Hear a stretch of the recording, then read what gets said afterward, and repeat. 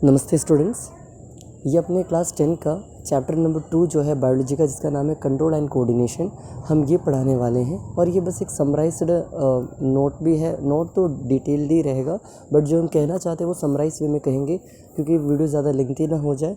और अगर आप चाहते हैं कि नहीं सर हर एनसीईआरटी का मेन पॉइंट्स या लाइन्स आप बता के क्वेश्चंस डिस्कस कर के पढ़ाइए, तो उसका हम अलग से एक PDF हाईलाइटर टाइप का एक वीडियो भी डाल देंगे, अगर आप कहेंगे तो, अगर आप चाहेंगे तो। लेकिन अभी फ़िलहाल के लिए हम बस अलग अलग प्लेलिस्ट बना रहे हैं, उनमें से एक रहेगा अपना ये चैनल का ये वीडियो भी, इसलिए हम ज़्यादा लेंथी नहीं बनाएंगे। ओके, बट हाँ, ओवरऑल चैप्टर क्या आप समझ जाइएगा और ओवरऑल मोस्ट इंपॉर्टेंट क्वेश्चन भी आप देख लीजिएगा। तो पहले देख सकते हैं कि हम इस वीडियो में टॉपिक्स क्या क्या कवर करने वाले हैं इस चैप्टर का। तो सबसे पहला नर्वस सिस्टम इस चैप्टर में आपको पढ़ना है, जिसके अंदर 2 चीज़ें पढ़ना है। एक होता है आपका रिफ्लेक्स एक्शन के बारे में और एक होता है ब्रेन के बारे में पढ़ने के लिए। दूसरा जो इसमें आपको पढ़ना है, प्लांट्स कैसे रिस्पॉन्स करता है, क्योंकि प्लांट के पास तो ब्रेन नहीं होता, प्लांट के पास तो नर्वस सिस्टम नहीं होता, तो नर्व सेल भी नहीं होगा, मतलब न्यूरॉन्स भी नहीं होगा। तो जब ये सब नहीं है तो वो कैसे कोई चीज़ को रिस्पॉन्ड करता है, ये जानना भी ज़रूरी है। वो आप इस चैप्टर में पढ़िएगा। प्लस हार्मोन्स के बारे में भी इस चैप्टर पढ़िएगा। अब हार्मोन्स कीजिए, हार्मोन्स कीजिए, आप जो कहना है कि कहिए। और next and the last topic जो इस चैप्टर में आपको पढ़ना है वो है एनिमल्स हार्मोन के बारे में। देखिए यहाँ एनिमल्स का मतलब मेनली ह्यूमन्स ही है। ह्यूमन रिलेटेड कुछ हार्मोन के बारे में आप पढ़िएगा। और मेनली जो आपको इस चैप्टर में जो इस हार्मोन से पढ़ना है वो है आयोडीन और डायबिटीज़ रिलेटेड जो चीज़ें हैं, इंसुलिन के बारे में, यही आपको कवर अप करना है। ओके, एंड आई होप ये पहला वीडियो के पहला लेक्चर में हम इतना चीज़ कवर कर पाए। अगर लेंथी ना हुआ तो इतना करेंगे, और अगर लेंथी ना हुआ तो हम पूरा चैप्टर को समराइज़ करके इस चैप्टर में आपको समझा देंगे। ओके, तो चलिए स्टार्ट करते हैं 1 बाय 1। सबसे पहले बेसिक लेवल से। तो देखिए, पहले आप ये समझिए, या जैसे कि आपने देखा होगा, पढ़ा होगा कि जो क्लास 10 का पहला चैप्टर था बायो का, जिसका नाम था लाइफ प्रोसेस, वहाँ पर आपने न्यूट्रिशन के बारे में पढ़ा, वहाँ पर आपने डाइजेशन के बारे में पढ़ा, वहाँ पर आपने रेस्पिरेटरी सिस्टम के बारे में पढ़ा, वहाँ पर आपने circulatory system, transportation and excretion, इन सब के बारे में पढ़ा, सिस्टम्स के बारे में पढ़ा, ऑर्गन सिस्टम्स के बारे में। उसी तरह चैप्टर नंबर 2 जो ये है कंट्रोल एंड कोऑर्डिनेशन, यहाँ पर आप नर्वस सिस्टम के बारे में पढ़ रहे हैं।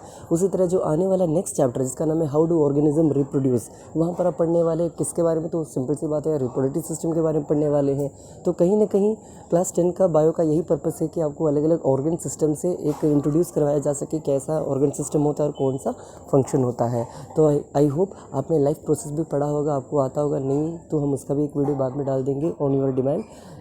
तो चलिए सबसे पहले आपका एनसीईआरटी का एक लाइन ज़रा पढ़ते हैं। यहाँ पर लिखा हुआ है, ज़रा पढ़ लीजिए। According to your NCERT, in animals control and coordination is provided by nervous system या तो टिश्यू कह लीजिए, nervous tissue and muscular system. मतलब आपका जो कंट्रोल का काम होता है वो प्रोवाइड कौन करता है, नर्वस सिस्टम प्रोवाइड करता है, जबकि कोऑर्डिनेशन का काम कौन प्रोवाइड करता है, तो ये मस्कुलर सिस्टम प्रोवाइड करता है। ये आपके एनसीईआरटी का लाइन है। जबकि आप यहाँ देख पा रहे हैं हम एरो लगाकर नीचे कुछ लिखे हुए हैं, जबकि गूगल क्या कहता है, according to Google control and coordination का जो काम होता है एनिमल्स में, ये nervous system and endocrine system करता है। देखिए अब एंडोक्राइन सिस्टम क्या होता है, तो आपने कभी पढ़ा होगा कि एक एक्सोक्राइन सिस्टम होता है और एक एंडोक्राइन सिस्टम होता है। एक्सोक्राइन सिस्टम में आता है जैसे कि आपका लिवर, लंग्स, किडनी, हार्ट, जो कि ये मेजर ऑर्गन्स होता है, इनको हम लोग एक्सोक्राइन कहते हैं। और जो एंडोक्राइन होता है वो थोड़ा और इनर ऑर्गन्स होता है, जिसका साइज मेनली स्मॉल होता है, ज़्यादातर छोटा होता है। जैसे कि मान लीजिए जो ग्लैंड्स होते हैं वो ज़्यादातर एंडोक्राइन होते हैं, और जो बड़े बड़े ऑर्गन्स होते हैं वो आपका एक्सोक्राइन होता है। एक्सोक्राइन के पास अपना डक्ट होता है, अपना रूट होता है, अपना जो भी कीजिए पाथवे होता है, जबकि एंडोक्राइन के पास जो होता है ये डक्टलेस होता है, मतलब ये ब्लड में ही ट्रैवल करता है। ओके, और इसी के अंदर आता है adrenal gland, thyroid gland, pituitary gland, ये सारे ग्लैंड्स आते हैं, पैंक्रियास, ये सारे। ओके, तो अब चलिए आगे बढ़ते हैं। यहाँ पर देखिए एक नाम आप पढ़ पा रहे हैं, that is called receptor. Okay, तो देखिए सबसे पहले समझते हैं 2 वर्ड्स, एक है रिसेप्टर और एक होता है स्टिमुली। ओके, तो देखिए आपके शरीर में हर अंग में, हर पार्ट में आपका नर्व सेल भरा पड़ा हुआ है, और नर्व सेल का जो टिप्स होता है, इसी टिप को कहते हैं हम लोग रिसेप्टर। जैसे कि आपके शरीर में ऑलमोस्ट अलग अलग तरह का रिसेप्टर पाया जाता है। आप नीचे पढ़ ही पा रहे हैं, जो आपका सेंस ऑर्गन होते हैं, 5 सेंस ऑर्गन, जैसे कि आपने पढ़ा होगा, नोज से हम लोग स्मेल करते हैं, टंग से हम लोग टेस्ट करते हैं, आई से हम लोग देखते हैं, ईयर से हम लोग सुनते हैं, और स्किन से हम लोग फील कर पाते हैं। और क्या क्या चीज़ को फील कर पाते हैं, हीट, कोल्ड, टच, ये सबको फील कर पाते हैं। बट ये जो हो रहा है यहाँ पर भी कोई ना कोई एक रिसेप्टर पाया जाता है। जैसे कि अगर आप कोई चीज़ सूंघ पा रहे हो तो वो आपके वहाँ पर जो नोज होता है वहाँ पर आपका नर्व सेल्स में ऑल्फैक्टरी रिसेप्टर पाया जाता है। अगर आप कोई चीज़ टेस्ट कर पा रहे हो तो बिकॉज ऑफ गस्टेटरी रिसेप्टर, अगर आप कोई चीज़ देख पा रहे हो तो बिकॉज ऑफ फोटो रिसेप्टर, आप कुछ चीज़ सुन पा रहे हो तो बिकॉज ऑफ फोनो रिसेप्टर, एंड आप कोई चीज़ फील कर पा रहे हो that is because of thermo receptor. तो आई होप रिसेप्टर समझ गए होंगे। जो टिप्स होता है नर्व सेल के, मतलब पूरे बॉडी में आपका होगा, है ना, सारे बॉडी में आपके नर्व सेल्स पाए जाते हैं और नर्व सेल के जो एंड होता है उसी एंड पोर्शन को या टिप पोर्शन को आप लोग कहते हो रिसेप्टर। अब रिसेप्टर किसके ऑपोजिट में काम करेगा या किसके जस्ट डायरेक्शन में काम करेगा, तो प्लीज़ याद रखिएगा जो एक्सटर्नल एनवायरनमेंट होता है जिसमें कुछ भी चेंजेस हो, मतलब एक डेफिनेशन है what is called stimuli. Stimuli अगले पेज में आप पढ़ोगे, अगले पेज में हम लिखे हुए हैं ओके। तो स्टिमुली जो होता है वो any changes in the external environment is called stimuli. For example heat, light, temperature, ये सारा जो चीज़ें हैं जो एक्सटर्नली चेंज हो सकता है उसी चीज़ को हम लोग कहते हैं स्टिमुली। और स्टिमुली के खिलाफ ही कौन एक्ट करता है या रिएक्ट करता है, that is called the receptor react करता है ओके। फॉर एग्जाम्पल आपके एनसीईआरटी का बताता है अगर कहीं पर आग रखा हुआ है, आपने गलती से उस पर हाथ रख दिया तो जो आग था वो आपका हो गया स्टिमुली, और जो अपने हाथ जो आपका उसमें जो एक्टिवेट हुआ वहाँ पर हाथों का जो नर्व सेल वो आपका होगा रिसेप्टर। और जैसे आग या कुछ भी आप जो फील कर लिए, मतलब आपका रिसेप्टर उसको जैसे ही पहचान लिया, कौन सा रिसेप्टर पहचाने का, थर्मो रिसेप्टर, क्योंकि स्किन में आपको फील हुआ है ना। तो जैसे आप हाथ हटाइएगा, ये इमीडिएट जो प्रोसेस होता है, सडन जो प्रोसेस आप जो यहाँ कर रहे हैं हाथ हटाने वाला प्रोसेस, इसी को कहते हैं रिफ्लेक्स एक्शन। और जो वो पाथवे जो आप फॉलो कर रहे हैं जिससे आप हाथ हटाने वाला जो वो पाथवे जो कहलाएगा उसको कहते हैं रिफ्लेक्स आर्क। ये सारा चीज़ें आपके नेक्स्ट स्लाइड में भी लिखा हुआ है, ज़रा आप देख लीजिए, हम इसको चेंज करते हैं ओके। तो जैसे कि आप देख पा रहे हैं सबसे पहले यहाँ पर हम जो लिखे हैं वो न्यूरॉन्स के बारे में लिखे हैं, देन उसके बाद 3 टाइप्स ऑफ न्यूरॉन के बारे में लिखे हैं, उसके बाद स्टिमुली क्या होता है इसके बारे में लिखे हैं, ऑलरेडी आपको बता दिए, एक बार और पढ़ लीजिए। The change in the environment to which our organism response and react is called stimuli. और जैसे कि स्टिमुलिस क्या क्या होता है, तो light, heat, cold, smell, touch etcetera, this are the stimuli, मतलब change in the environment okay. और रिफ्लेक्स एक्शन क्या होता है, दैट क्विक सडन और इमीडिएट रिस्पॉन्स जो हमारा बॉडी कर रहा है उस स्टिमुलस के खिलाफ, इसी को कहते हैं रिफ्लेक्स एक्शन। और वो पाथवे को कहते हैं हम लोग का रिफ्लेक्स आर्क। और एक एग्जाम्पल भी हम आपको दिए, यहाँ पढ़ लीजिए। हीट मान लीजिए आपका स्टिमुलस होगा और यहाँ से जो आप इसका रिएक्शन देंगे उसी को हम लोग रिसेप्टर कहेंगे। कौन सा रिसेप्टर था, मतलब रिस्पॉन्ड आप जो देंगे that is called the thermo receptor. Skin आपका काम करेगा, ये इन्फॉर्मेशन भेजेगा आपके स्पाइनल कोड को, वहाँ से ये आपके वापस एफेक्टर ऑर्गन को मैसेज भेजेगा, मतलब मसल जहाँ पर आपको चोट लगा, पेन हो रहा है वहाँ पर भेजेगा, और आप इसके खिलाफ जो करोगे दैट इज कॉल्ड रिस्पॉन्ड दोगे कि हाथ हटाओ। तो एक होता है रिस्पॉन्ड देना और एक होता है स्टिमुली। तो ये दोनों वर्ड एक दूसरे के ऑपोजिट होता है, इसलिए हमने यहाँ पर आपको लिखा हुआ साइड में पढ़ सकते हो नीचे की साइड। एक इनिशियल रिएक्शन होता है, एक फाइनल रिएक्शन होता है। जो आपको मिल रहा है वो स्टिमुलस होता है और आप जो कर रहे हो वो आपको कहते हो रिस्पॉन्स कहते हो। एक एक्शन है तो एक रिएक्शन, एक पॉजिटिव इंटीजर है तो एक नेगेटिव इंटीजर। ये हम अपने हिसाब से समझे हैं, ये कहीं लिखा हुआ नहीं है ओके। आगे बढ़ते हैं, सबसे ऊपर आप आइए, देखते हैं न्यूरॉन्स क्या होता है। तो देखिए एक बात समझिएगा, जिस तरह आपने कहीं पढ़ा होगा सेल इज़ द फंक्शनल, और तो वो भी छोड़िए, cell is the basic unit of life पढ़ा जाता है, उसी तरह न्यूरॉन्स क्या है, तो neurons is the basic unit of nervous system कहा जाता है, या तो फंडामेंटल यूनिट ऑफ ब्रेन कहा जाता है, या तो it is the building blocks of nervous system कहा जाता है। या तो एक और बात समझ लीजिए, सेल आपके बॉडी के अलग अलग पार्ट्स में पाया जाता है और अलग अलग जगह के सेल्स को अलग अलग स्पेशल नाम दिया जाता है। फॉर एग्जांपल अगर आपका सेल अगर आपके किडनी में तो उसको नेफ्रॉन्स कहा जाता है, और उसी तरह अगर वही सेल अगर आपके ब्रेन में हो, मतलब स्पेशलाइज्ड सेल जो कि ब्रेन में पाया जाता है, उसी को आप लोग कहते हो न्यूरॉन्स कहा जाता है ओके। इसके 3 टाइप्स होते हैं, सेंसरी न्यूरॉन, मोटर न्यूरॉन और इंटर न्यूरॉन। एक एक करके आप देख सकते हैं। सेंसरी न्यूरॉन वैसा न्यूरॉन होता है जो कि डिटेक्ट करता है, पहचानता है इनपुट को कि उसको हो क्या रहा है एक्सटर्नल एनवायरनमेंट से, और ये इन्फॉर्मेशन को इलेक्ट्रिकल इम्पल्स के रूप में कहाँ की ओर पहुँचाता है, आपके सीएनएस का मतलब सेंट्रल नर्वस सिस्टम। मतलब नर्वस सिस्टम 2 प्रकार के होते हैं, central nervous system and peripheral nervous system. And वो सिग्नल जो कि आपकी सेंट्रल नर्वस सिस्टम की ओर जा रहा है, मतलब जिसके अंदर ब्रेन होता है और स्पाइनल कोड होता है, यहाँ की ओर जो सिग्नल जाता है इलेक्ट्रिकल इम्पल्सेस जो ले जाता है, उन्हीं को हम लोग कहते हैं सेंसरी न्यूरॉन। जबकि मोटर न्यूरॉन वो होता है जो कि अब वहाँ से वापस आपकी जो आपका जहाँ पर पेन हुआ है, मतलब एफेक्टर मसल की ओर जो इन्फॉर्मेशन पहुँचाता है उसको कहते हैं मोटर न्यूरॉन। देन एक होता है इंटर न्यूरॉन या तो मिक्सड न्यूरॉन, मतलब ये जो दोनों को कनेक्ट करता हो या जिसमें दोनों पाया जाता हो, सेंसरी एंड मोटर न्यूरॉन, उनको कहते हैं हम लोग इंटर न्यूरॉन्स या तो मिक्सड न्यूरॉन्स कहा जाता है ओके। तो आई होप न्यूरॉन्स क्या है, इसके टाइप्स क्या है, ये स्टिमुली क्या है, रिफ्लेक्स एक्शन क्या है, रिफ्लेक्स आर्क क्या है, आप इतना समझ गए होंगे। और पहले वाले स्लाइड में हमने एक चीज़ बोलना भूल गए थे, आप एक बार पीछे जाके देख सकते हैं, वहाँ पर एक डायग्राम आपको पढ़ना था, क्लास 9 में भी आपने पढ़ा था, टिश्यू नाम के चैप्टर में सबसे अंत में आपने एक चीज़ पढ़ा था जिसको हम लोग कहते हैं नर्वस टिश्यू का, जो नर्वस सिस्टम का जो न्यूरॉन्स का जो स्ट्रक्चर होता है, ये वेरी इंपॉर्टेंट आपको ये पढ़ना होता है। नर्वस सिस्टम का ये न्यूरॉन्स का स्ट्रक्चर, जिसमें सेल बॉडी होता है, डेंड्राइट्स होता है, एक्सॉन होता है, इससे पहले वाले स्लाइड में है, आप ज़रा देख लीजिएगा। तो cell body, dendrite, axon, synapse जिसको नर्व एंडिंग भी कहते हैं, या तो सिनेप्टिक जंक्शन भी कहा जाता है ओके। तो आई होप ये सब भी आप देख लिए, समझ लिए। अब आगे की और नेक्स्ट स्लाइड में और बढ़ते हैं, ज़रा देखते हैं वहाँ क्या है ओके। देखिए, अब ये जो स्लाइड है आपके लिए इतना इम्पोर्टेंट तो नहीं, मतलब अभी के लिए हाल फिलहाल, बट आप ये समझने के लिए, जानने के लिए देख सकते हो। ज़रा देखिएगा, हम जल्दी से ये फ्लो चार्ट को ज़रा समझाते हैं। नर्वस सिस्टम दो प्रकार के होते हैं, सेंट्रल नर्वस सिस्टम और peripheral nervous system. Central nervous system वो होता है जिसको आप बॉडी मास्टर भी कहते हो, या तो कंट्रोल यूनिट कहते हो, या तो मेन फंक्शनिंग इसी का होता है। और पेरिफेरल नर्वस सिस्टम होता है जो बॉडी को बाकी जो दुनिया का वर्ल्ड है उससे जो लिंक करता है, आपके शरीर को जो होता है ना, हाथ पैर वैर, ये सारा जो चीज़ें होता है वो आपका पेरिफेरल नर्वस सिस्टम ही कंट्रोल करवाता है। ओके, ब्रेन के अंदर में भी आप, सेंट्रल नर्वस सिस्टम के अंदर में आप देख सकते हो, दो होता है, brain and spinal cord.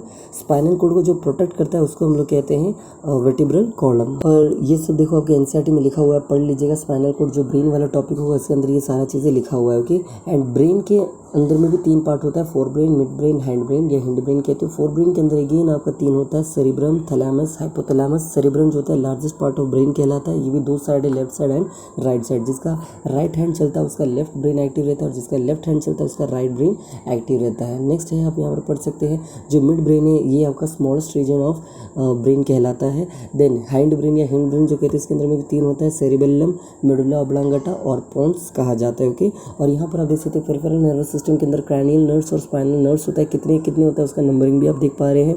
Spinal nerve के अंदर में भी सेंसरी न्यूरॉन, मोटर न्यूरॉन, हाल फिलहाल जो आप पढ़े थे वही चीज़ है। और इसके बाद जो मोटर न्यूरॉन होता है उसके अंदर में भी देख पा रहे हो ऑटोनोमस नर्वस सिस्टम और somatic nervous system. Autonomous nervous system का काम क्या है और सोमैटिक नर्वस सिस्टम का काम क्या है, आप ये भी देख पा रहे हैं। और ऑटोनोमस नर्वस सिस्टम के अंदर अगेन दो होता है, sympathetic division and parasympathetic division. अब इसका ये दोनों हम एक छोटा लेवल में आपको समझाना चाहिए, ज़रा सुनिएगा आप। आपने कहीं पढ़ा होगा, जैसे आपके कुत्ता पीछे आ जाए तो आप हड़बड़ा में आपका थूक सूखने लग जाता है, आपका दिल का धड़कन तेज़ हो जाता है, आपका सांस फूलने लग जाता है, आपका आई के अंदर जो पिपल्स होता है ये डायलाइट होने लग जाता है, मतलब और बड़ा हो जाता है। तो ये सारा जो इंसिडेंट होता है ये किसके कारण होता है, सिंपैथेटिक नर्वस सिस्टम के कारण होता है या सिंपैथेटिक डिवीजन के कारण होता है। और जब कुत्ता वापस चला जाए और आपका बॉडी नॉर्मल रिलैक्सेशन मोड में जब वापस आने लगे, उसी प्रोसेस को, उसी स्टेज को हम लोग कहते हैं पैरासिम्पैथेटिक डिवीजन या तो पैरासिम्पैथेटिक नर्वस सिस्टम कहते हैं। कुछ चीज़ें एक्स्ट्रा हम नीचे लिखे हुए हैं, आप चाहे तो ये ज़रा देख सकते हैं।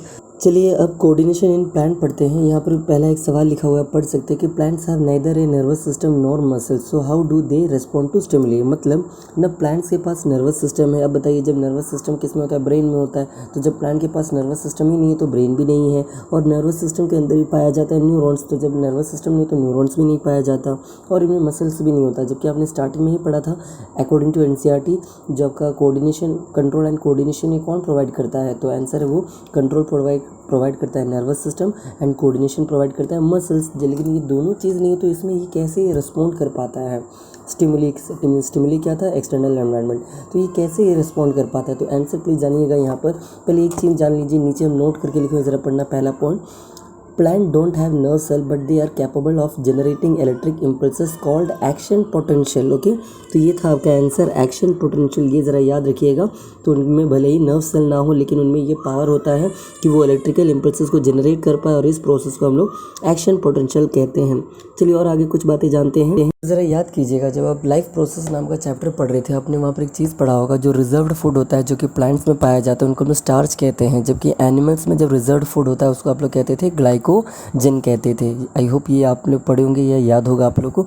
उसी तरह इस चैप्टर में आपको दो नाम हम एक्स्ट्रा बता रहे हैं। देखिएगा, जब प्लांट्स जो है एक्सटर्नल जो सिचुएशन था जिसको आप लोग कहते थे ना, एनवायरमेंटल जो भी चेंजेस जो होता था जिसको स्टिमुली कहते थे, उसके खिलाफ जब प्लांट जब रिस्पॉन्ड करे तो उसको हम लोग कहते हैं ट्रॉपिज्म कहते हैं।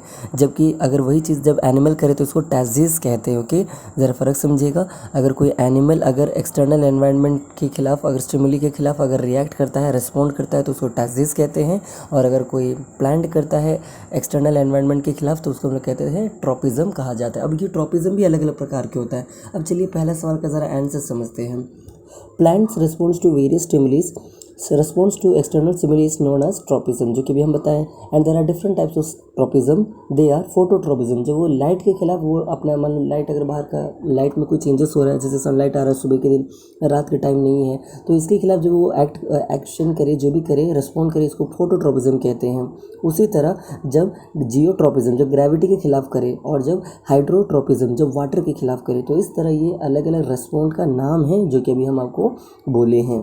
अब चलिए, प्लांट का रिस्पॉन्ड तो हम आपको बता ही दिए, रिस्पॉन्ड कैसे करता है। आई होप आप समझ भी गए होंगे। एक बार और ज़रा होता है ना, पीछे जाके एक बार और सुन लीजिएगा, देन आगे बढ़ते हैं।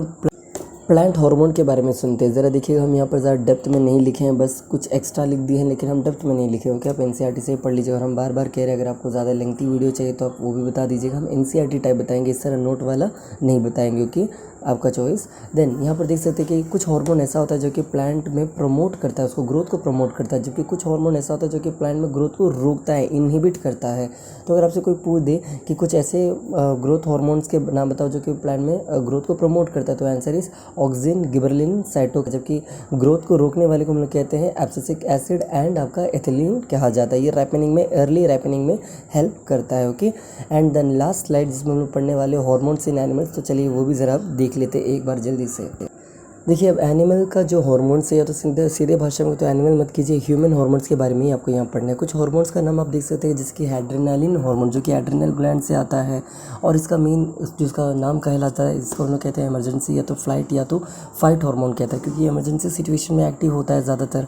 नेक्स्ट है थायराइड ग्लैंड से जो आता है थायरोक्सिन हार्मोन, इसका काम होता है मेटाबॉलिज्म एक्टिविटीज़ को रेगुलेट करना। Then what is metabolism activities? देखिए, हम ये क्लास 11 में पढ़े थे और आज भी हमको याद है। इसका आंसर मतलब होता है the sum of all chemical reaction that is taking place in your body is called metabolism. Okay, तो ये था इसका डेफिनेशन। जो भी आपके शरीर में जो भी केमिकल रिएक्शन चल रहा है, उसका सम को जोड़ कर हम लोग कहते हैं मेटाबॉलिज्म। नेक्स्ट है टेस्टोस्टेरोन हार्मोन, जो कि आपके टेस्टिस ग्लैंड से आता है। इनका काम भी आप देख सकते हैं, स्पर्म प्रोडक्शन, टेम्परेचर, टेस्टिस का जो टेम्परेचर रेगुलेशन होता है, सेकेंडरी ग्रोथ जो मेल में होता है, इन सबको हेल्प करता है।